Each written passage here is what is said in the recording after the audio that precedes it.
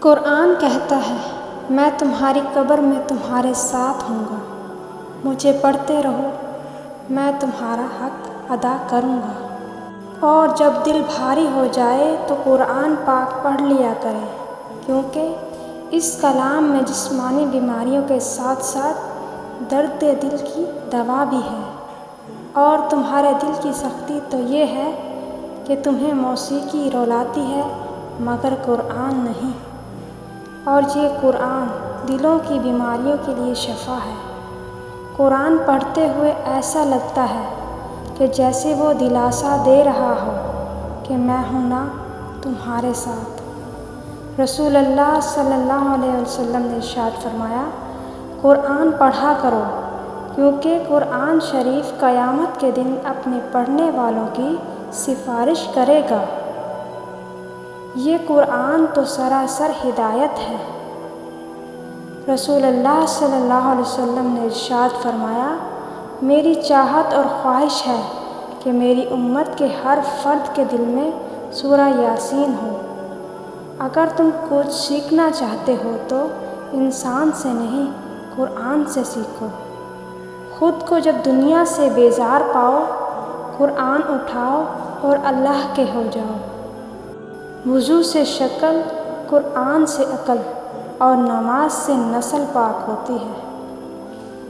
قرآن پڑھو تو دل بدل جائے، نماز پڑھو تو چہرہ روشن ہو جائے۔ کتنی دلکش ہمارے نبی کی سنتیں، عمل کرو تو زندگی سنور جائے۔ کوئی بھی چیز دل کو ایسے زندہ نہیں کرتی جیسے قرآن پاک کرتا ہے۔ یہ وہ عظیم کتاب ہے جس میں شک کی گنجائش نہیں، یہ پرہیزگاروں کے لیے ہدایت ہے۔ اگر تم اللہ پر بھروسہ رکھتے ہو تو یہ جان لو کہ تمہارا رب اس بھروسے کو ٹوٹنے نہیں دے گا۔ پریشان ہو، یقیناً تم نے نماز اور قرآن کو چھوڑ رکھا ہے۔ حضرت عائشہ صدیقہ رضی اللہ تعالیٰ عنہا سے روایت ہے کہ آن حضرت صلی اللہ علیہ وسلم نے فرمایا، وہ گھر جس میں قرآن کریم پڑھا جاتا ہے وہ آسمان والوں کو ایسے دکھائی دیتا ہے جیسے کہ زمین والوں کو ستارے دکھائی دیتے ہیں۔ انسان کے لیے وہی کچھ ہے جس کے لیے اس نے کوشش کی۔ کتنی امید ہے نا اس آیت میں۔ ہم دیکھ رہے ہیں تمہارا بار بار آسمان کی طرف منہ کرنا۔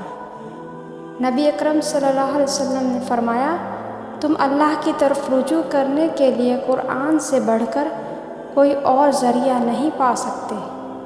اللہ پاک نے انسان کو دل دیا لیکن اس کا سکون اپنے پاس رکھا اور فرمایا، یاد رکھو دل کا سکون صرف اللہ کی یاد میں ہے۔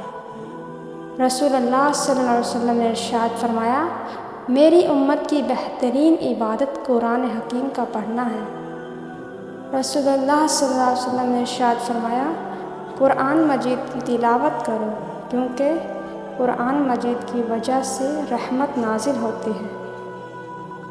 لیٹ کر قرآن پڑھنے میں حرج نہیں، جبکہ پاؤں سمٹے ہوں اور منہ کھلا ہو۔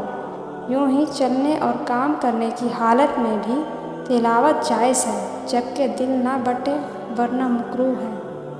قرآن پاک کہتا ہے، اپنے دشمنوں کی چالوں سے پریشان نہ ہوا کر، بے شک تمہارا رب سب سے بہترین چال چلنے والا ہے۔ قرآن مجید دیکھ کر پڑھنا زبانی پڑھنے سے افضل ہے، کہ یہ پڑھنا بھی ہے اور دیکھنا اور ہاتھ سے چھونا بھی، اور یہ سب کام عبادت ہے۔ نبی اکرم صلی اللہ علیہ وسلم نے فرمایا، بے شک اللہ اس کتاب کے ذریعے بہت سے لوگوں کو بلند کرتا ہے اور بہت سو کو اس کے ذریعے نیچے گراتا ہے۔ قرآن مجید بلند آواز سے پڑھنا افضل ہے، جبکہ کسی نمازی یا مریض یا سوتے کو ایذا نہ پہنچے۔